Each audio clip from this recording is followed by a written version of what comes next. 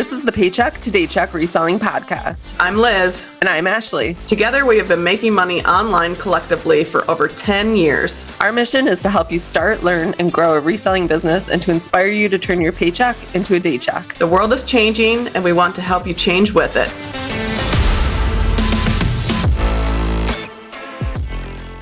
All right, welcome back to another episode of the Paycheck to Daycheck Reselling Podcast.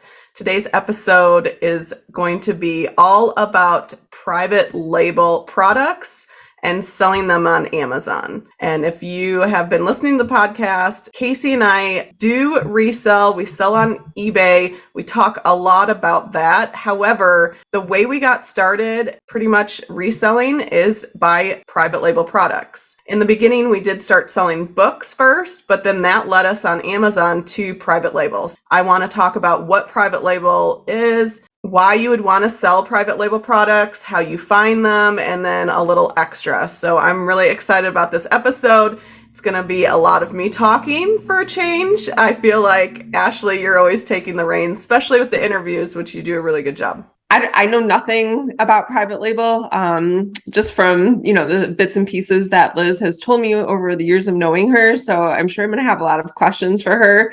But I think that it's a really interesting way of adding on to your business or switching, if you want to switch your business model.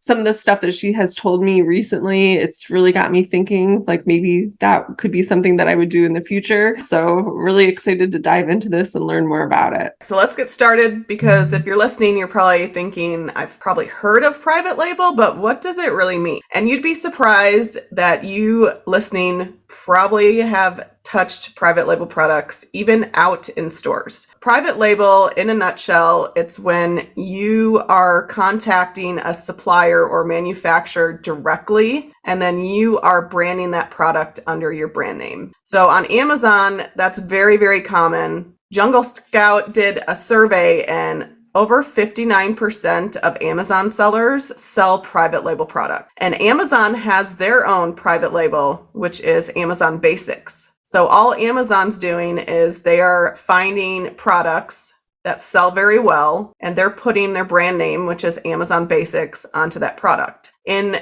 stores have their own private label, such as Costco has Kirkland's. And I know a lot of people probably shop at Costco. That's their private label line. Target has one. Walmart has they have the Great Value. Yeah. If you even go into like Trader Joe's, Sprouts, Aldi's, all of these stores and grocery stores, they have their own private label products, which is usually like more of like the generic or the cheaper stuff that you can find, because they're trying to compete on the shelf with all these brands that everybody already knows. So that, in a nutshell, is private label. Okay, so what is the benefit to selling or having a private label product? Why would someone want to do this? With Amazon, the best thing about selling private label products is you're pretty much starting from scratch, and you're the only person that is going to be selling that particular brand. So you have complete control over the listing. You create the listing from scratch in terms of you take the photos, you create the bullets, you have the title, and you don't have to worry about competing with the buy box competitors or other sellers jumping on your listing. You don't have that competition, which is huge, because I feel like with the OA, RA world, that's where a lot of people get frustrated, because they're selling items and then all of a sudden all these sellers jump on a listing, they tank the price, they're not winning the buy box. And with private label, you are in complete control, and that is huge. Real quick, like what would be an example of some private label products? So you might find a meat thawing tray where you put your meat on it and it's supposed to thaw it out faster than if you put it on a plate or whatever. And you might see something that looks very similar, but different sellers are selling it under different brands. Milestone blankets, that's another private label product, where you see all your friends posting pictures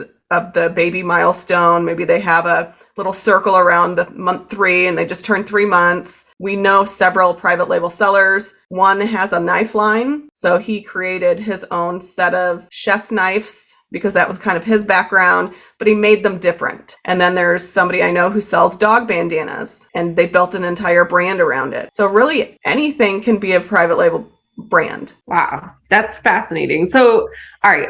how would you, like, what's the first step in trying to find a product that you want to create as a private label product? Like, if you're starting from zero knowledge, square one, like, what kind of research do you need to do to be able to find something that's going to sell well? Well, everyone knows how data-driven Amazon is. When you're doing RAOA, you use Keepa, right? And it gives you all that data on the item you're scanning. With private label, you're going to use software such as Jungle Scout, there's Viral Launch, Helium 10, there's a couple other ones, but we use Jungle Scout. We're Team Jungle Scout, been using it since 2016. It's a great software. They have lots of tutorials.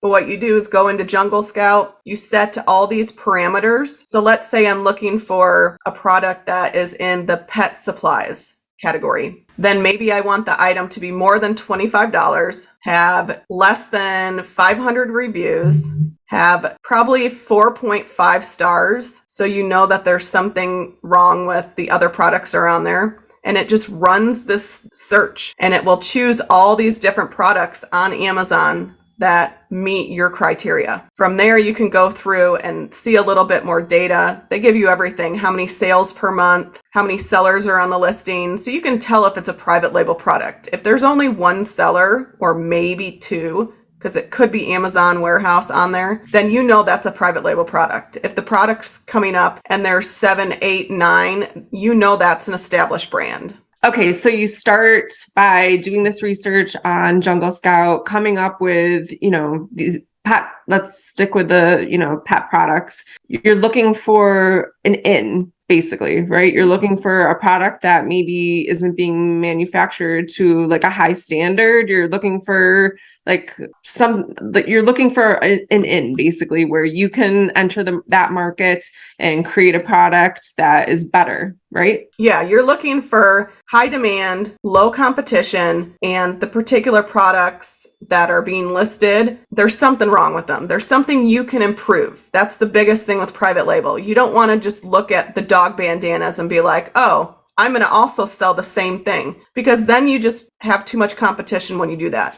You want to find the products where, okay, I see the dog bandanas, but the fabric isn't thick enough. That's why you look at reviews. All the reviews on these products that you would find, the customers are going to tell you what you should make different with the product. Maybe the fabric isn't thick enough. Maybe people wanted, at the end, instead of tying it, maybe they want a little buckle so it's easy to take off the dog, something like that. So with private label products, you're finding a product using software, and then you're finding a loophole in the market, something that you can go in and you can create a better product than what's already out there and market it to current buyers. All right, so let's keep going with the pet idea then. So let's say you find there's a product that you found that you can improve on. What's the next step after that? Once you find a product, you want to make sure you're doing research for, I would say, at least 30 days. So you would create a spreadsheet. Every day you would go into Jungle Scout, you would track that product, because you don't want to, what if the pet product that you found, like the dog bandanas, Halloween based, and all these Halloween bandanas were selling, but there was only 2 different sellers selling Halloween dog bandanas. Well, that's a seasonal product. So then you're looking at the data for 30 days to make sure that you're not just looking at something that's seasonal or the sales will decline after, a short period of time. Yeah. Or if it's a new seller, when you are brand new to market, you have no sales, no reviews. So you want to make sure you're not choosing a product that maybe just launched, because a lot of people will go really heavy on ad spending to try to get sales right away. And it might look like there's a lot of sales, but in reality, if you average them out for 30 days, they don't get as many sales as it looked like when you first saw that product on that particular day. Maybe the sales rank looked really, really good, which tells you with sales rank, if you're unfamiliar, Amazon sales rank, the lower the rank, the more often that item sells. So that gives you a little insight. So yeah, it's analyzing data. So if you're a data person, you will love private label. That's why I'm surprised when we interviewed Matt by Lowell Sell Hines. He seems like he loves Keepa. He loves data. I am surprised that he hasn't dove into private label, because he's so data driven. And that is really private label. If you can read charts, if you can read the data, you will be successful. All right. So after you've watched, the data for about 30 days, what's next? Like, how do you start the process of being able to find the physical product? So once you find a product on Amazon using Jungle Scout, I would then order 3 of the competitors' products. That way you can look to see what's being sold. After you look at the reviews, you usually have a good idea of what customers liked or didn't like, but that will then help you when you are going to contact the supplier. Once you contact the supplier, I would recommend contacting 2 or 3, ordering samples from them. Now, samples do cost money. It's an expense in the business, but you need samples from the suppliers as well, because you don't want to just blind order, have them shipped into Amazon and have something wrong with them, and then you're stuck with 1,000 units that have a defect or something isn't up to par. So I would order from the supplier, but you're going to have them change something usually of the product. Maybe the dog bowl, you're going to make it larger, or you're going to make it collapsible or something like that. They're going to have to make a one-off sample. So it does cost usually between $100 and $150 to do that. And then they're going to airship it from China to you, so you can get it pretty quick. So those are kind of the first steps. Then once you get the sample, you're going to inspect it, make any additional changes, and then you start negotiating with the supplier. Hey, I want to order 1,000 of these. If that's their minimum order quantity, you might say, what if I order 2,000? Will you give me a price break? So you can negotiate. And that's the best thing about being in contact directly with a supplier, is that you can negotiate those prices. Usually with wholesalers, or even if you're doing retail arbitrage, there's little to no negotiation. You don't have that option to do it. That's what we like about it. And then you're in contact with who is manufacturing that product. So you have an idea of when that product's going to get there. It usually takes between 3 and 6 months. Pretty lengthy, only because they have to manufacture the product, then they have to ship the product. And unless you have a very, very light product, like the dog bandanas, I'm sure those don't weigh very much. You might be able to airship your first 500 into Amazon, and then the rest can go by sea, which you would use a freight forwarder who would then help you get the goods from the factory to the port and then on the ship. Usually everything goes to LA. Usually Long Beach is where all the ports are and all the Amazon ships. One thing to factor in are tariffs that could factor into your profits, but it's just part of the game. There are a lot more expenses that go with private label, but then in the end, your cost of goods is going to be lower than if you bought directly from a wholesaler that has dog bowls. Right. So, okay. Do you have your items shipped directly from the manufacturer to the Amazon warehouse, or do you have them shipped to you first? Our one brand, we ship directly from the factory into the Amazon warehouse and fulfill all of them fulfillment by Amazon. That product just does well if we ship it directly into Amazon.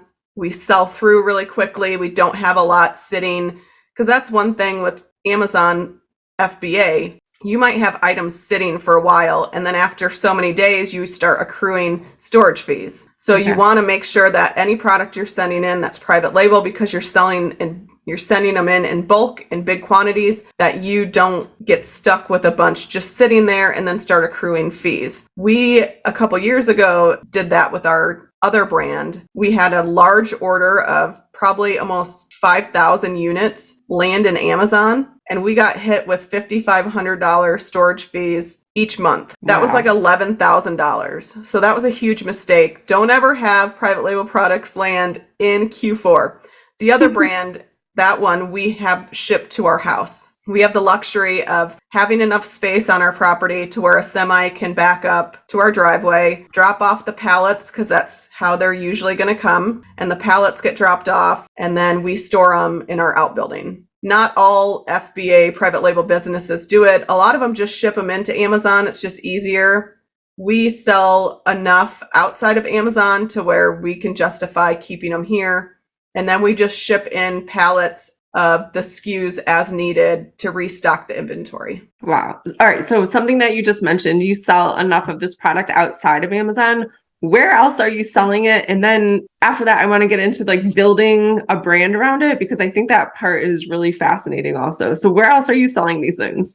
We sell on our own website, so we use Shopify, Okay. eBay, Walmart. Walmart's getting pretty big for if you can get your private label product on Walmart right now, just because, I mean, they'll never be Amazon. I just don't think that'll ever happen. However, if you can get there now and start getting those reviews, just like years ago, if you could get on Amazon doing private label with certain products, if you could be the first brand to market, you were guaranteed to make money. How do you build a brand around, again, let's say like your thing is the pet supplies, thinking about like, let's say you start with the dog bowls and then you want to expand into, I don't know, doggy slippers or, the little booties or whatever. There's all different things that fall under the pet supply category. So do you try to keep that in mind? Do you make like a really generalized brand or a specific brand? How did you learn how to do this?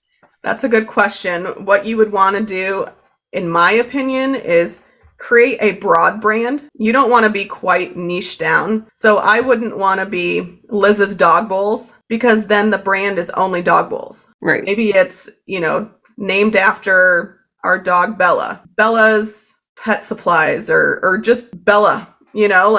Just something that's so broad to where you can then build products underneath. Okay, so one more question about that. If you are focused right now on pet supplies, but let's say you come across an opening for, I don't know, something else like phone cases. Let's say phone cases. That doesn't fall under pet supplies, obviously. Are you going to, but let's say the brand name is Bella.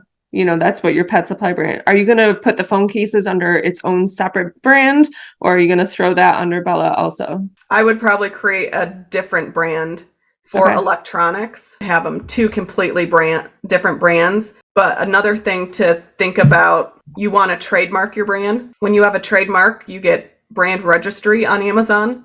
And that also protects your brand from, let's say, hijackers coming on and trying to sell generic, similar products on your listing. So if you are brand registered, then you're the only one technically that can sell that product. Kind of like when you're doing RA and there's, you get the IP alert from a business saying you're not authorized to sell it. It's because they have the legal background to be able to have that power to kick you off the listing. Okay. So what steps did you take to build out this brand? And what does that entail? What does that mean? We started with the main products and then we just kept doing research. We kept finding other products that we could put under that brand and then brought those to market. So that's really what you're doing is you're starting with, we started with 5 SKUs and now I believe we have close to 15 under that brand, but we also are starting another brand and believe we'll have 4 or 5 SKUs for that. Everyone's different though, because then we have another item that we sell that is just its own. There's no other SKUs. It just sells, we ship it in, it sells so fast. It's in and it's out. All right. So what goes into building a brand exactly? Like you mentioned before that most of the products it's housed on its own website, but one of them doesn't have a website. So are you creating logos? Are you paying someone to create a logo? Do you have slogans? Are you running ads to things on other platforms? Tell us about that. Once you figure out the product you want, you pick your brand name, you want a logo for it, you want to make sure that you have packaging for the product. The packaging, you would contact a designer. It could be you could technically use just a cardboard box, put your product in it, depending on what it is, or a poly mailer. But your goal is to eventually build a brand to where maybe your pet products will be in PetSmart. So you don't want to just have a regular clear poly mailer. That wouldn't look very good. So You don't have to start with product packaging, but to build your brand, it needs to look professional. Think about if you went into Walmart trying to buy your laundry detergent and they're all in a clear bottle. Right. How are you going to know what brand it is and any information about it? So that's why you would want to spend time really trying to find a brand name that is catchy. You don't have to necessarily have a slogan, but you can. And then all those graphics and the logo and the packaging, you can then put up on your website, show it off. When you're doing your product photography, because with private label, photos are huge. When you go to an Amazon listing, a lot of people don't even read. They just look at the photos. If your photos are crap, they don't show anything, people are just going to go to the next listing. So that's another thing with the packaging. You could show that. You could show your product being used. Lifestyle photos are huge. So if you've got a dog bowl, you show, the dog at the dog park drinking out of the bowl and how happy they are. You might want to show the size of it. So maybe have dimensions of the product. And really, that's how you build the brand. It's photos, it's packaging. If I have something that comes in a plastic bag with nothing else on it, to me, it just looks cheap. It looks like it's going to be a cheap product. But if it comes like nicely packaged, I can then refer back to that, like, oh, I remember I bought that. Where did I even get it? And then you can also put your social media links on there. So maybe you're going to have an Instagram and you encourage buyers on the packaging. Oh, take a photo and tag us in it, things like that. So there's a way that you can build your brand off of Amazon that you could then drive to your Amazon listing or drive to your website. Okay, so you mentioned before the pictures are a really important part of having a private label product. And I mean, of course, like if they're not reading the descriptions or anything like that, like they're going off the pictures. Did you guys use a professional photographer? Did you take them yourselves? How do you do the pictures for private label? We did them ourselves and it was horrible. It looked awful.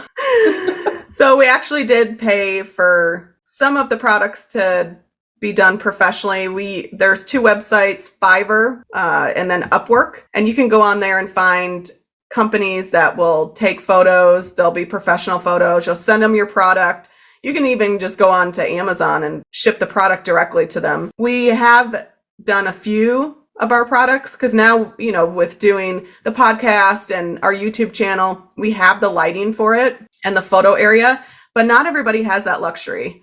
And it's so important to get, like, your photos need to be the best out there. So that might be an expense that you have to pay, is to pay for a photographer. And you can try it yourself. We all know with like those background removal tools, not all of them work, but it's an investment with private label up front. There's a lot of expenses up front before your item even sells. And that's what can be very intimidating to people. They learn about it. They don't realize that you need a lot of money up front. Yeah. Have you ever made a bad buying decision for a private label product? I would say kind of. I was going to do the milestone blanket and I was going to make mine thicker because all the reviews were saying when I got mine, it was very thin, it would wrinkle. So I was going to do it with a heavier material, but then that bumped it up in weight and it became too expensive with the FBA fees.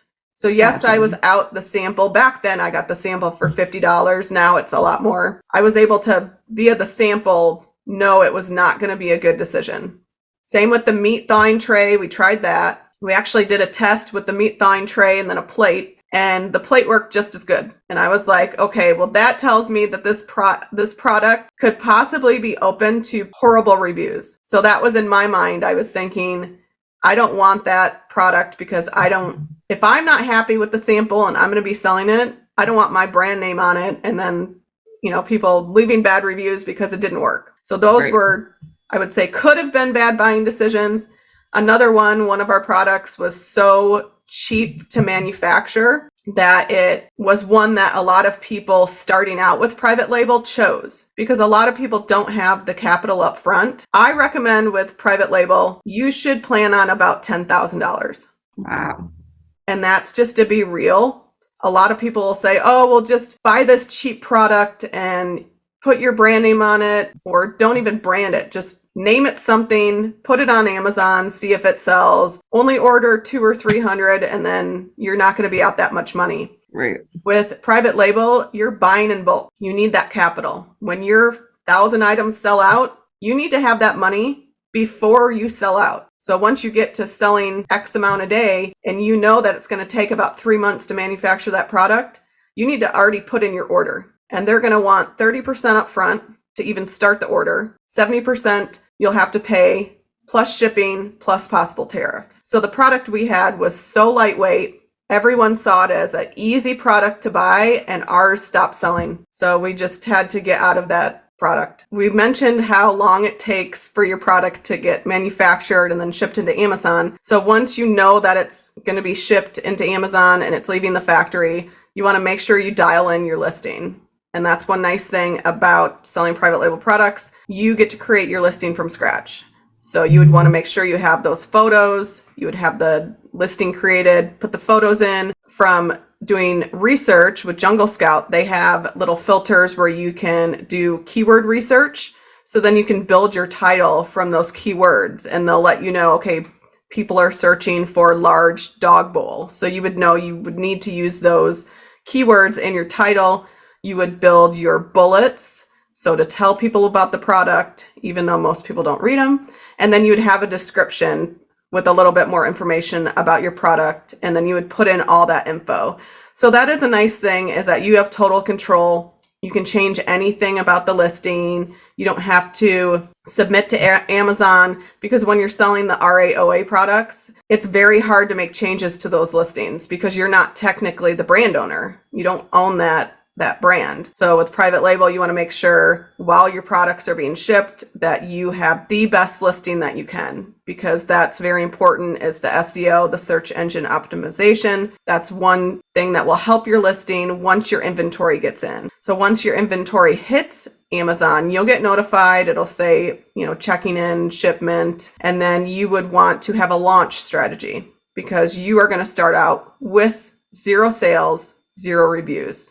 So your goal is to try to show to Amazon, hey, this product is something that buyers want. You can do that a couple different ways. You can join the Vine program, where they send your item to influencers, and then they will leave a review on Amazon. And once you start getting reviews, it helps it bump up in the search. Also, you have to pay for pay-per-click, which is advertising.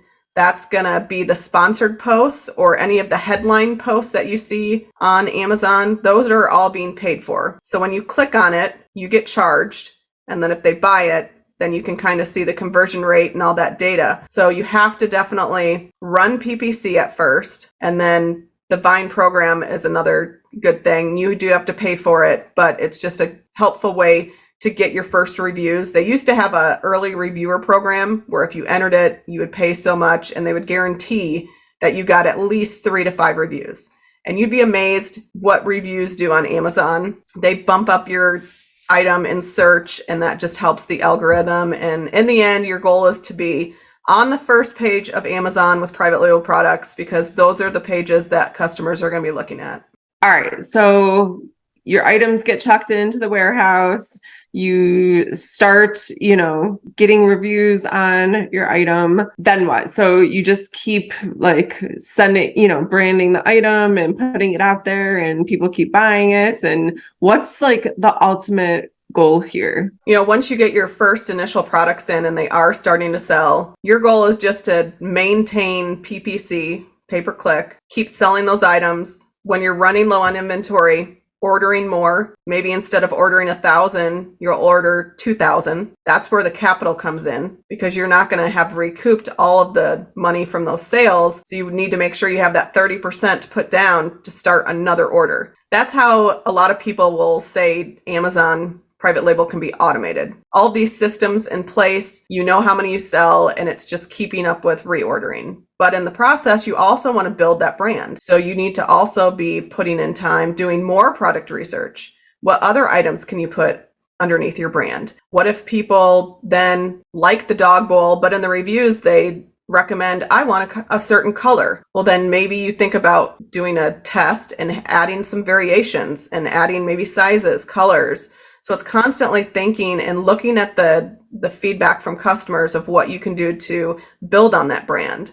Because your goal in the end is to build a brand doing enough to where you can sell it. And that is one of the biggest advantages of doing private label over retail online arbitrage, because you're selling other people's products. Amazon can shut down your account at any time. the brand can say, you've been selling our brand. It's been a replenishable, but you know what? Guess what? We're going to be the only people selling that product. It's a risk that you take with RAOA and with wholesale. But with private label, if you build a brand, you trademarked it, you own that brand. The only way that you can lose it is if Amazon says you can't sell on our platform anymore, which is always a risk as well. However, you want to build the brand to be able to eventually sell it or get into stores, a brick and mortar store, or maybe you want to wholesale those products. Maybe you can be the middleman where people want to buy directly from you. And at that point in time, it's just a volume game. You're just trying to sell as many as you can and just make the most profit you can. Wow. We met with 3 different aggregators, companies that were interested in acquiring Amazon brands. They wouldn't talk to you unless you were doing over $1 million that year in revenue. They would give you whatever your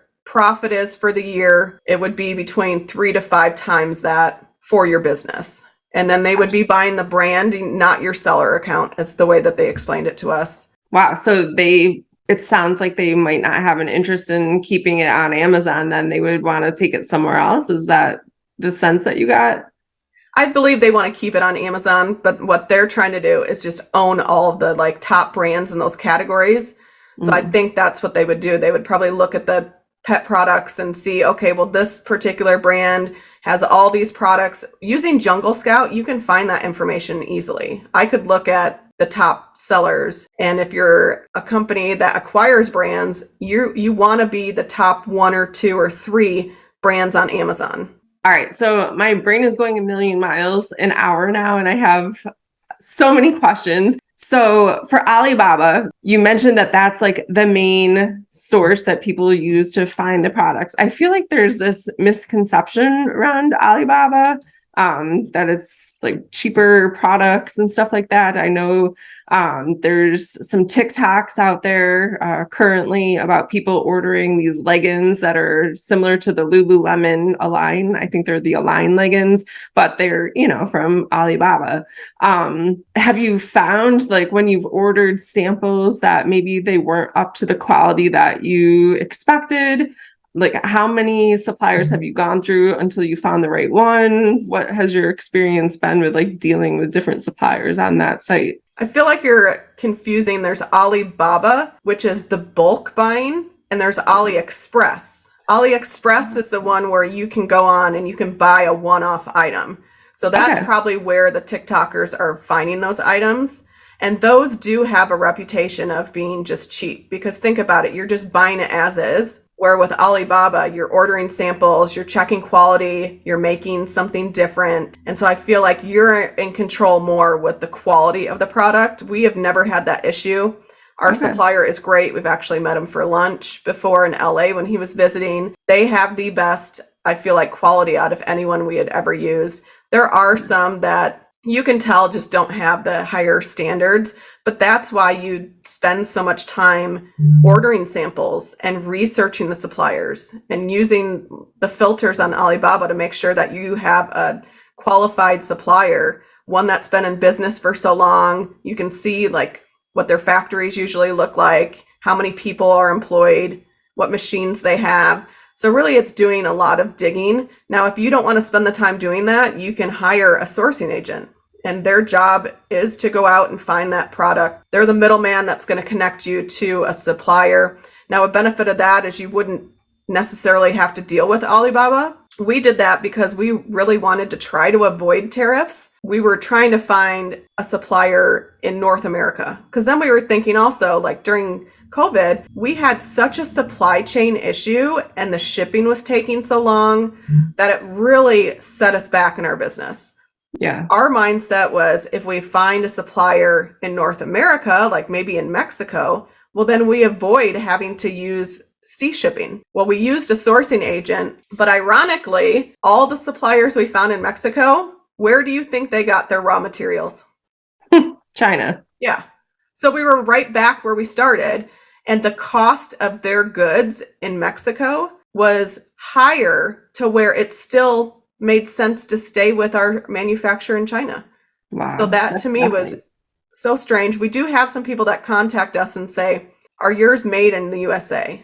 And I'm like, no, Sorry, they are made in China, but if you can find them a supplier for us in America where the cost of the good isn't 3 times what we sell it for on Amazon, then please let us know. Right. Just Yeah. China has that market, can't beat the prices. And on Amazon, there's certain items where people just won't pay a lot of money. And then you Right. have your suppliers sometimes will be your competition. They'll go and they'll build a brand and they'll sell them, and they can sell them for a lot cheaper because they're the ones directly manufacturing that product. It's not with every single product, but some products you'll run into that issue. Okay, so that brings up another question then for me. If you have trademarked your dog bowl, let's say, and then your supplier decides that they're going to build a brand and put this dog bowl out also, can they, since you've already trademarked it though, they can't put out the same exact dog bowl and the same colors and with the changes that you've made, right? Technically, yes, they can.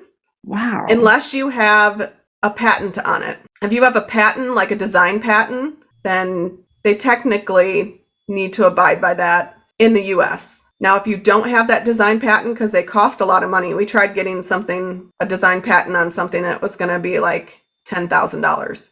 It was so much money, it was ridiculous. If you don't have that, technically your supplier can create a listing and start their own brand. But Amazon has now changed it to where you have to show where your business is from. So I don't know if a lot of buyers on Amazon realize that, but you can click on who's selling it and see where they're located.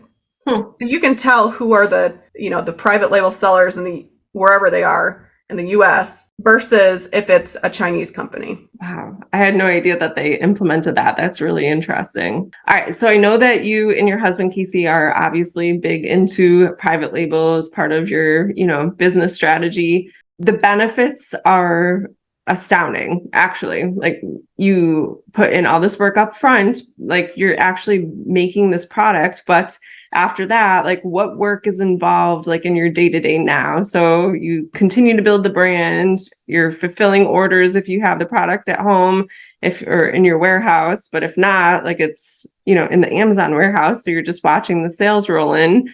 Now what do you do every day? We drink coffee and pet our dogs.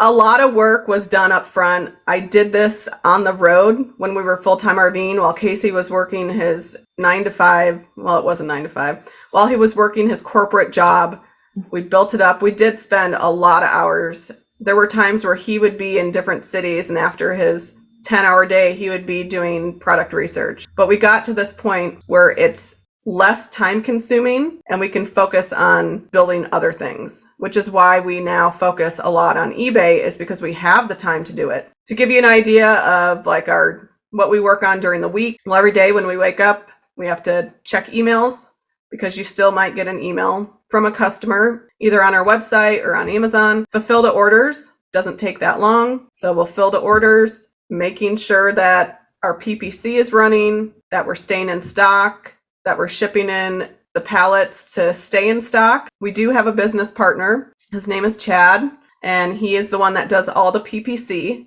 the pay-per-click. So he does all that. Now, if we didn't have him, we would most likely outsource that. So there are companies that can run your PPC for you, but really our business is a well-oiled machine. We do not spend that much time every week. We're really just using Jungle Scout and trying to find other products. Right now, our new products just arrived, so now it's getting photos of them because we have the photo set up, and then creating the listing and start sending those in, or we might just start with fulfillment by merchant and just send a few of them in to do a test on FBA. But really, when you get to this point, you don't spend a lot of time doing it. And I think that's why in the beginning, everyone pushed private label, and there's still people that do. John, Black Label Advisor on Twitter, is like 100% you should do private label over RAOA. He built a brand and he exited. He has all that experience. He's very knowledgeable. So if you're listening, he's a good person to follow, ask questions to. He's on Twitter, Black Label Advisor. The goal is to eventually either exit or to where we can have an actual warehouse with employees. But right now, we just don't see the need to, because we're able to handle it, still be able to take time off, enjoy life, still put a lot of time into eBay, grow that. But in the end, it's, I would say, probably 10 hours a week we spend on it. Wow, that's really impressive. Holy cow. I think that this has been a really awesome introduction into private label, especially, I mean, I didn't really know a lot about it, and the wheels in my head are turning like hardcore right now. So thanks for that. I'll be thinking about it all day. I think if you guys have more questions about private label, I think we should do like another episode about this, like maybe in a couple weeks or a month or so, and answer some questions that we get on YouTube and from podcast listeners. And then we can dive in like to more specific, parts of this, because there are a lot of moving parts and pieces. It sounds like, I think people will have a lot of questions about like finding a supplier, the branding. There's just so many parts to it. So if you guys have questions, definitely let us know. And then we'll put another episode together and we'll just do a kind of a Q&A. All right, guys, that's a wrap on today's episode. Thank you so much for listening to the Paycheck to Daycheck Reselling Podcast. Anything we mentioned in this episode will be linked down below in the show notes or description down below. Be sure to share this episode with anyone you think it will help, and follow us on social media at P2D Podcast. Thanks again for listening. Keep working towards that day check.